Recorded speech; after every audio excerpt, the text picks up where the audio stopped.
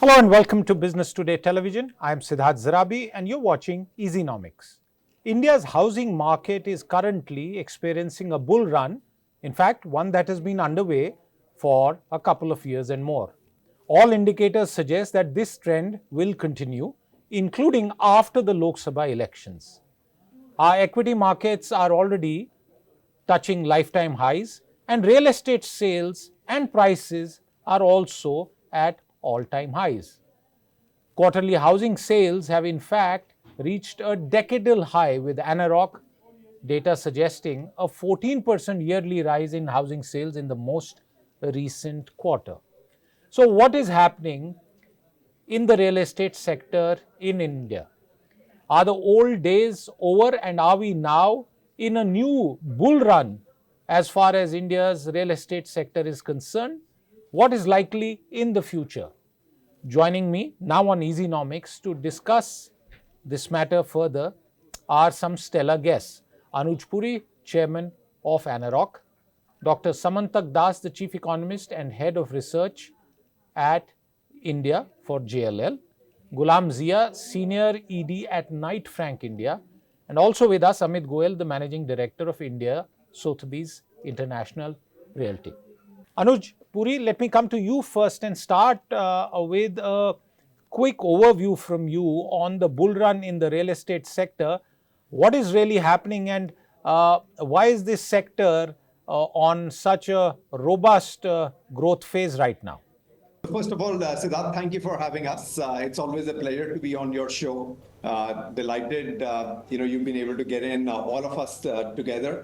It is also very delightful to see a 15-year high on the residential real estate cycle. The cycle had been sort of not performing as well as what we had thought initially until 2020, just about COVID time.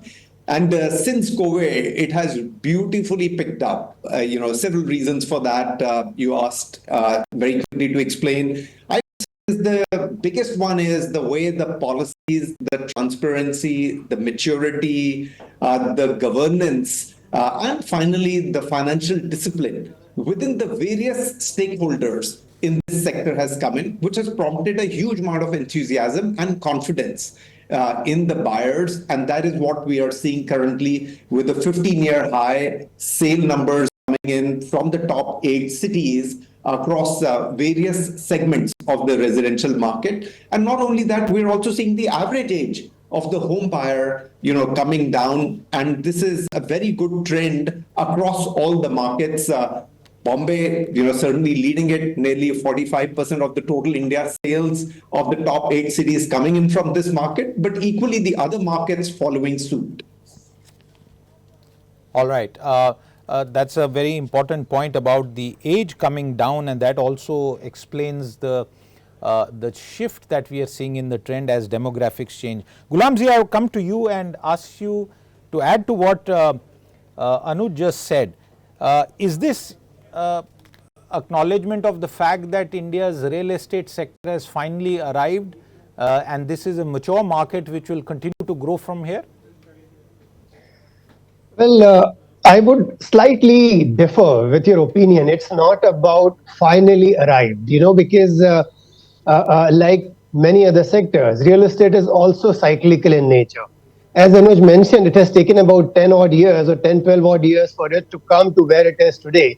So I would only say that right now we have to watch how will it perform, because if it is reaching, say, about 9 or 10 o'clock position on the property cycle, we have a couple of years to watch it grow even further, etc. So the point, and just to add one more thing to where Anuj left, it's also a lot to do with the wealth creation. With the economy overall growing at the way it is, while rest of the peers in the global economy are not really doing as well. Last quarter, at about 8.5% growth in the economy, etc., are reasons why there is money available to all of us to invest in various mode of investments, and specifically real estate.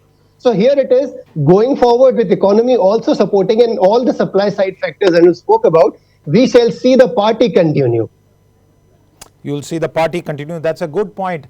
Amit Goyal, luxury is such a huge segment, and we'll come to that. But before that, I just want to ask you, is this finally the culmination of a long old dream slogan, roti kapda makan? Now makan is becoming very important, and all manner of makans are being sold all over the country.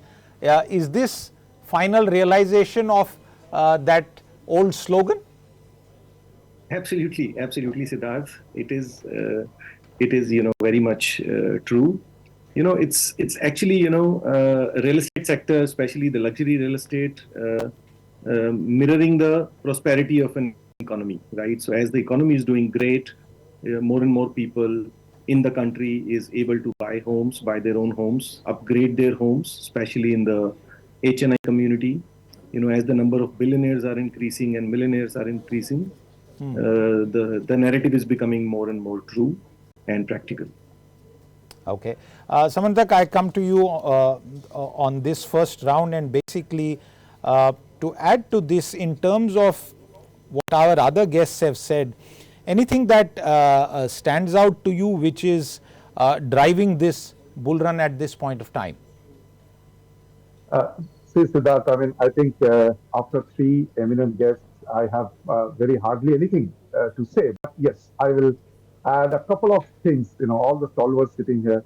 So I will just add a couple of things. One is, as Anuj said, the policy framework is becoming robust day by day. And definitely that is bringing in transparency in turn the buyer's confidence. That's one. On the macroeconomic side, definitely the most important part, I think Zia just now reiterated about the growth, the GDP growth. Yes, there may be some aberrations in the unemployment rate right now, but two things are very important. One is creating the employable population, and another is the employment opportunity, because ultimately these things matter a lot in terms of in terms of house purchase. So my point is, India is this government is doing a good balance between these two, creating employable a population as well as trying to create the employment opportunities. In the interim, definitely there are aberrations in terms of unemployment rate, but my opinion is, if you see a 5 to 10 year horizon, it is going to be a much better in terms of employment opportunities, which in turn will help buyers to buy houses. One more point I want to just tell you, because one important point is inflation. If you talk of inflation in the economy, which is a very, very significant parameter, which actually impacts the policy rate, which in turn impacts the home loan interest rate. And mind it that 75% of our buyers, maybe more, it's just a ballpark estimate, they go through mortgage, home loan, right? So that is relatively the most significant, that variation is most significant for buyers than even the movement in prices. This we have seen in our home purchase affordability index over the years. So in my opinion, that has been kept quite nicely strategically at a low level, albeit at a higher level, but it's definitely stable, the home purchase, the mortgage rates. And it's still hovering around 9%, around 250, 300 bips less than what we used to see 5, 6, 7 years back. So I think that is also enticing, and that's quite sustainable in my opinion. So 2024 would be a new peak. Of course, we have 2024 will be a new peak. That's the point that Samantak Das is making. Anuj Puri, I'm coming to you because we are focused on 2024 being a new peak. I want to ask you the point that you made about the link between elections in the past and the link that is expected now, or the results that are expected now post the 2024 Lok Sabha polls. How strong is this correlation? Because the data that you have shared with us shows that there is a clear correlation. 2014 and 2019, those numbers are available. What is now expected as far as 2024 election cycle is concerned? Anuj Puri. Yeah. So Siddharth, you well said it, that in the past, anecdotally, we are able to confirm that in 2014, when the election results came out, there was certainly a high that came in on the residential demand. And likewise in 2019. If you look, what was the reason is, really there are three reasons. One is there's a positive sentiment when there is a strong, stable government comes into play. With this positive sentiment, residential really blossoms because residential is less of a financial buy, more of a sentimental buy. And if there is a positivity, obviously you see the positive growth coming in.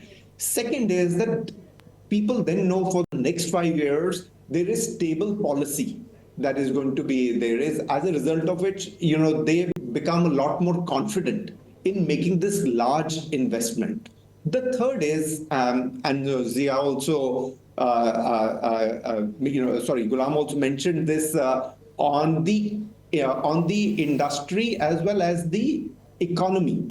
Both of them prosper if there is a strong, stable government. So in the past, we have seen this, that positive sentiment, knowing now that the policies for the next 5 years are going to be pretty much in place, and the economy and industry taking a boost, that creates all the positivity for the residential real estate. And we see no different in 2024, provided we get a strong, solid, stable government as a result of these elections.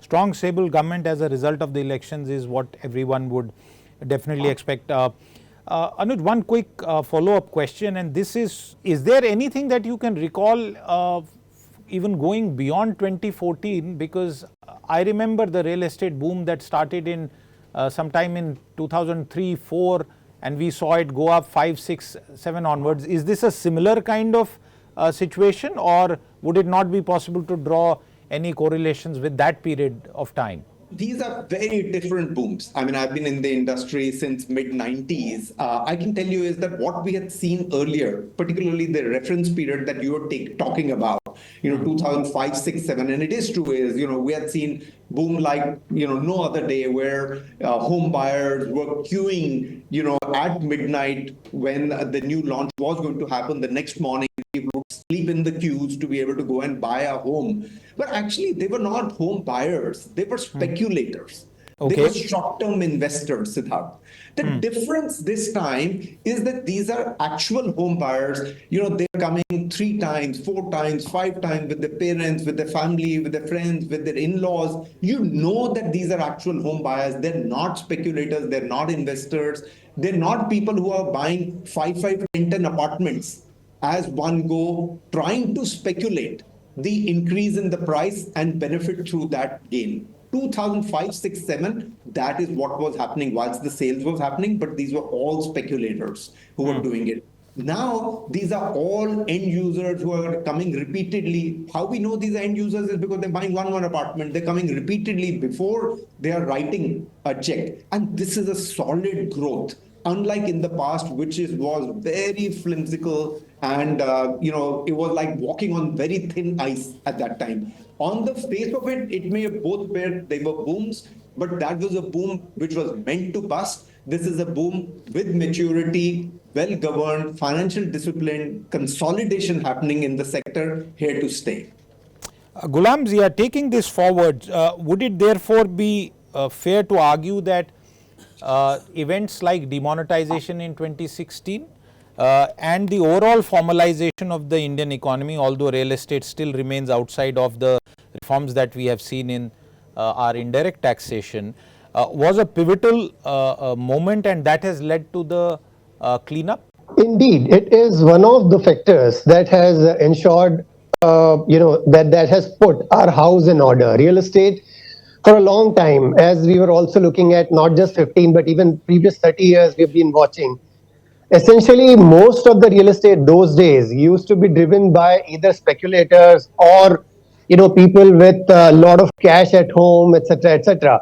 That has drastically changed in last 10 year or 10 odd years. Whether it was regulator or you spoke about demonetization or one nation, one tax, a lot of those things have put things in perspective. The 2005-6, when the press note 2, the foreign direct investment was allowed in the Indian real estate, that time our industry was not in a good shape. And when the global investors came in and poured in funds in real estate, expecting it to give good returns, they had a very bad experience those days.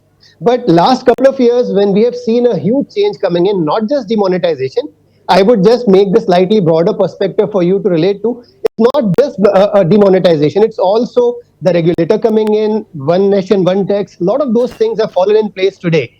And that has made the industry much more reliable, much more respectable globally for investors to come and invest in this sector. And those are all the changes that I would also want to bring along, not just about demonetization, but the rest of them also. Very good points. And before I go to Amit, I want to bring in the Economist onto the debate. Samantak, two quick points. One, earlier we saw many parts of our real estate boom 10, 15, 20 years ago being built where roads did not exist, but these apartments came up. And other infrastructure, for example, Gurugram being just one of the many examples in this regard. Would it be fair to say that the massive expansion in the road and highway network that we have been seeing in the recent years, over the last 8-10 years, is also responsible for the fact that suburb of our large metropolises and other places, Hyderabad, Pune, they are also booming when it comes to both commercial and residential real estate? Infrastructure, we have seen in several studies that it has a huge impact on overall real estate, be it commercial or residential. See, one simple point is, the entire focus on infrastructure building in this nation, what it is doing actually, it's basically connecting different urban agglomerations to the main city, right? So what is happening is, in terms of residential, the price contours are becoming much more thinner. So the slope is becoming much less now. So the difference in price is becoming less as you expand the city in terms of infrastructure, because you are not expanding the land per se somewhere. It is you are expanding.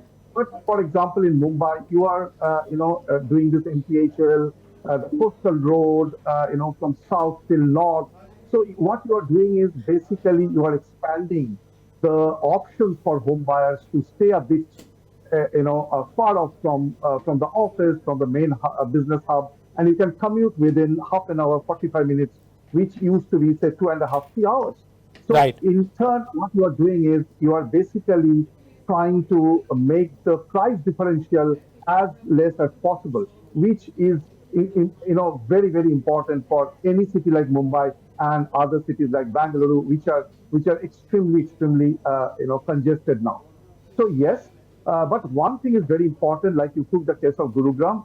I have also seen, of course, much less experience than Anuj or Zia, but I have seen that in the last 10, 15 years, I've seen lands being opened up to developers without any infrastructure. That really pulled down the confidence of the buyers, pulled down the entire industry.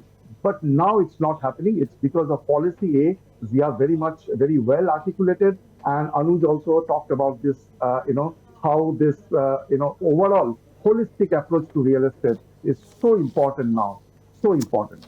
That's absolutely right. And viewers, I was in Gift City in Gandhinagar just last week. And one of the things that I figured on the drive from the airport right up till there, and I did not record it, but we will get you those visuals, was just real estate, residential as well as commercial on both sides. But one of the unique things in an area like Gift City, planned development, is where all the civic infrastructure is being built first, power, air conditioning, and then commercial real estate, residential real estate development will follow. But Amit, I want to come back to a subject that you specialize in, and this is the bungalows of the billionaires. One of the big headlines right now all across media is billionaire Raj. Mumbai now has more billionaires in this part of the world than any other place. And the rise and rise of luxury housing, starting particularly coming into public eye post-COVID. Explain what is happening in the luxury housing market according to you, and what are the driving factors for the continuing appreciation and increasing sales? Thank you, Siddharth, for this question. I think it's reflection of the economy doing great, capital markets doing great. There was a pent-up demand post-COVID, since you mentioned that, that pent-up demand where there were a lot of people sitting on the fence waiting to take the decision, and they all started, thinking that we should select what we really wish to buy and move into our new homes, upgrade our lifestyle, upgrade our homes, have better amenities for our families, right? And as Anuj said also, the younger generation participating in the decision making, coming with the family. A lot of times, young billionaires who have created unicorns are coming forward and buying those, bungalows and penthouses and large apartments in a city like Mumbai, Delhi, Gurgaon, even for 50 crore, 100 crore and above, right? There are also capital gains which are being, made, whether it is the stake sale of the company, of the business, of a unicorn or a startup, or the listed entity on the stock exchange. And those capital gains we've seen in the last couple of years being reinvested for the capital gain tax advantage, as well as end user driven demand. So these are not properties which are being bought by buyers just for investments. Largely these are all end use. Right? So we are hoping this demand should continue, the trend should continue, as we have now 271 USD billionaires in India, and we have surpassed Beijing. We are the now epicenter in Asia, having the maximum number of billionaires. And likewise, the number of millionaires is growing. People are really, excited that we are part of this growth era. And we are in a country like India, where the maximum growth is. The GDP is expected to grow at 7.5%, 8%. Right. We are expected to be the third largest, GDP. So these are things which are giving a lot of confidence and reasons for people to come and buy. Some of the data, viewers, is very interesting.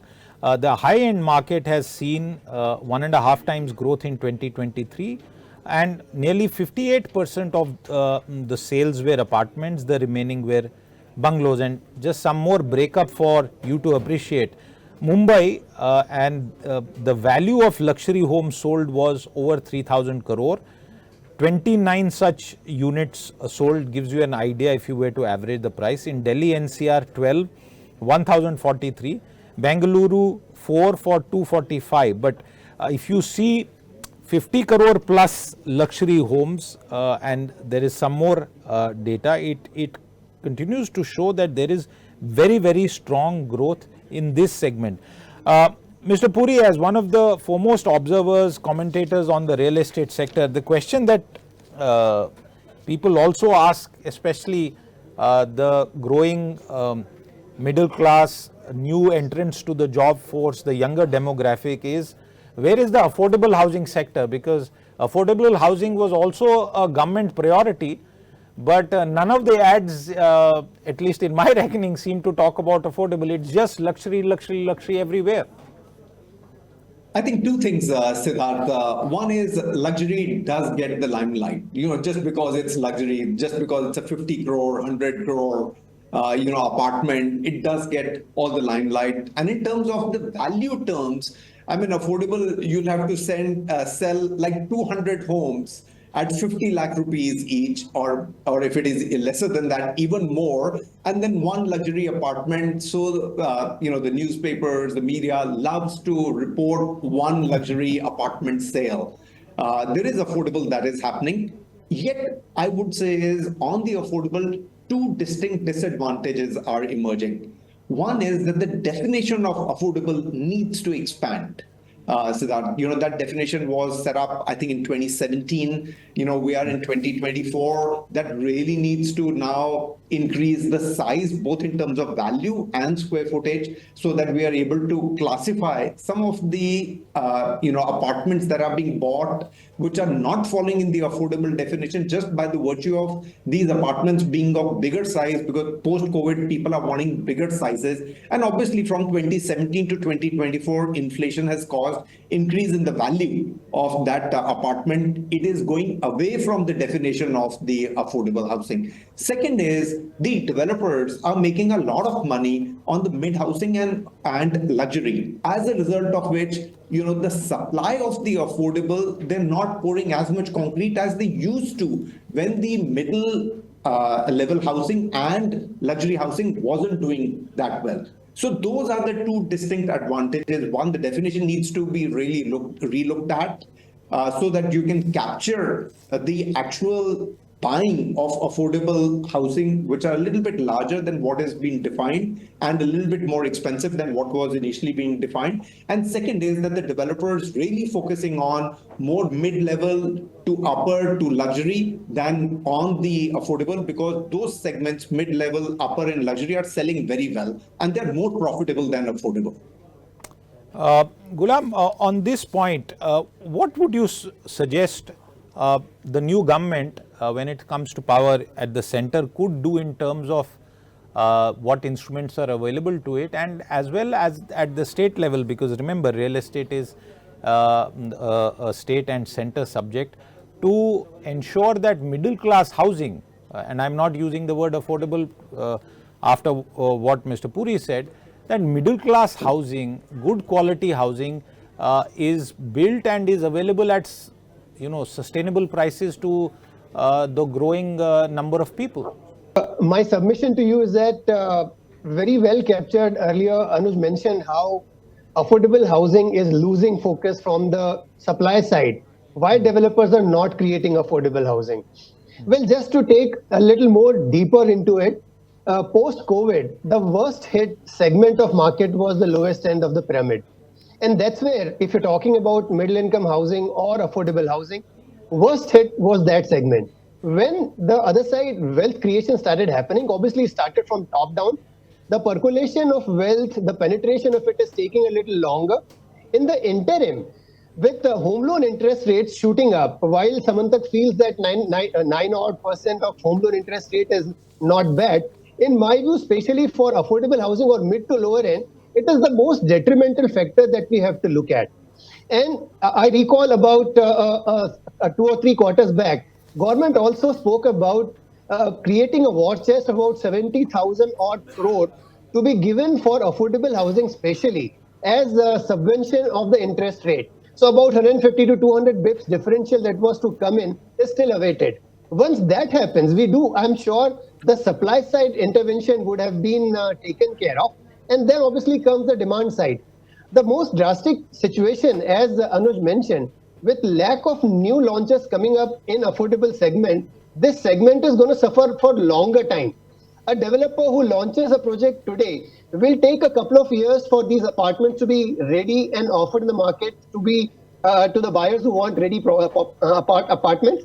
Right. In the interim, we see whenever the intervention comes from the government side for subvention for the interest rates of the affordable housing, there will be very little supply.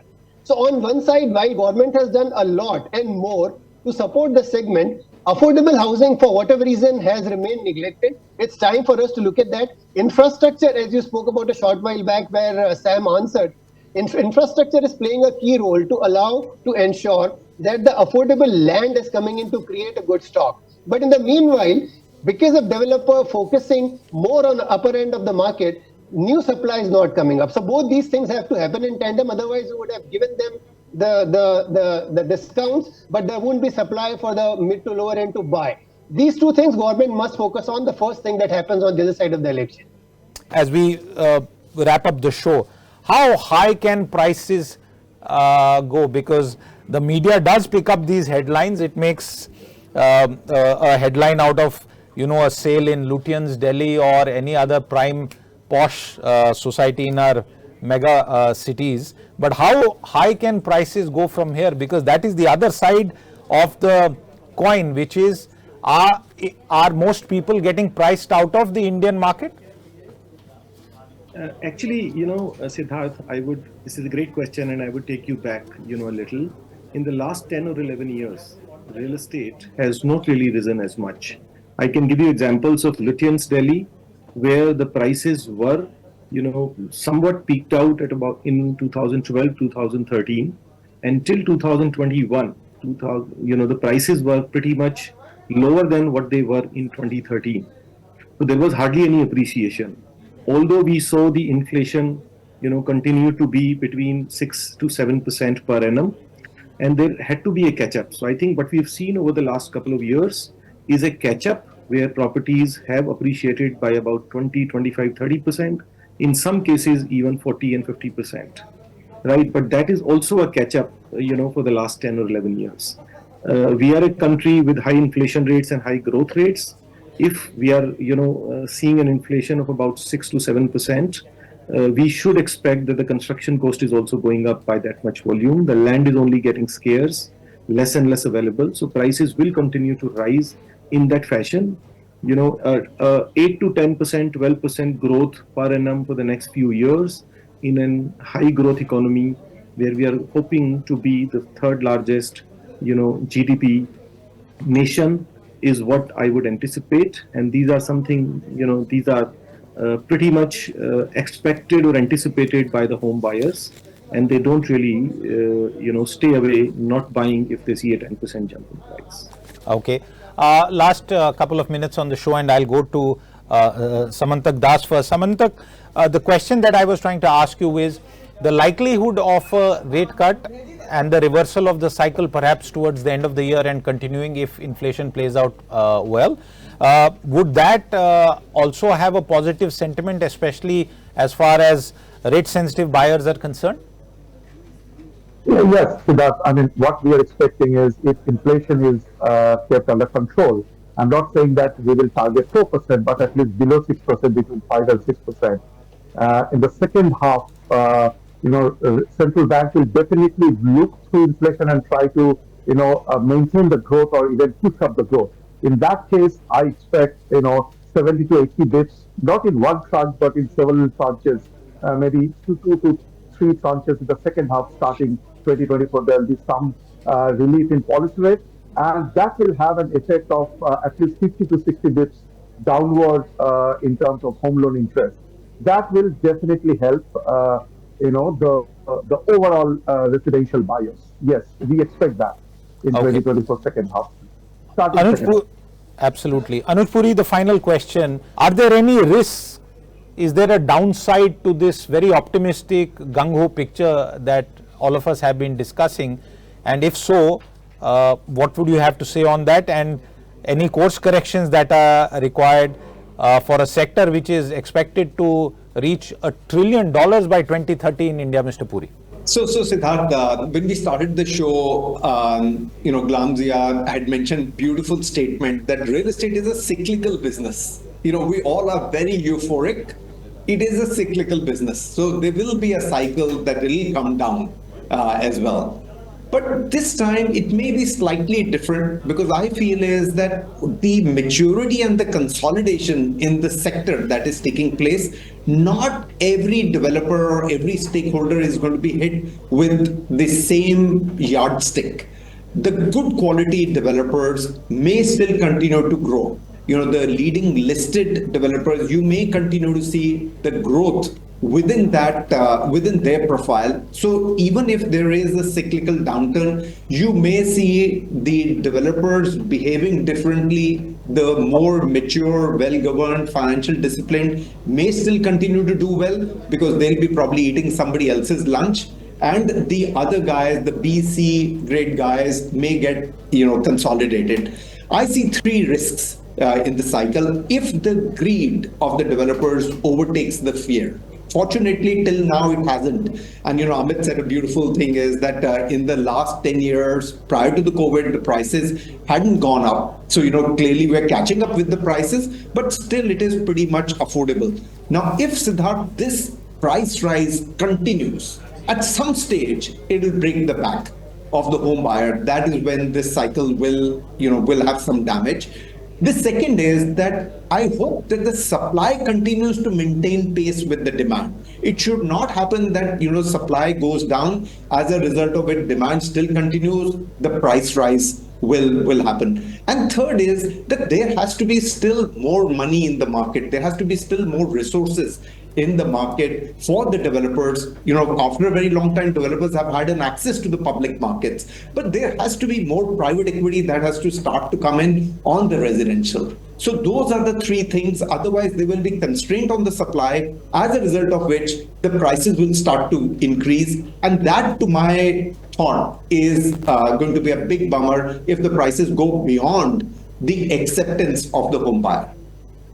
Absolutely, and those are wise words of caution, Anuj Puri. Viewers, you got a sort of broad overview of the Indian real estate market, and we tried to pack in several trends, but it's very clear. If 2004 were to be used as the cutoff, when a shift in the ruling government at the center happened, the BJP lost power then, and now in 2024, when we are all expecting the third term of Prime Minister Narendra Modi's government, the real estate sector has seen a massive transformation, and that transformation has meant that the empty skeletons of people's dream that we have seen, and some of them still exist in the Delhi NCR and some other cities that stood there as stark reminders of how the real estate sector and all its problems that it had.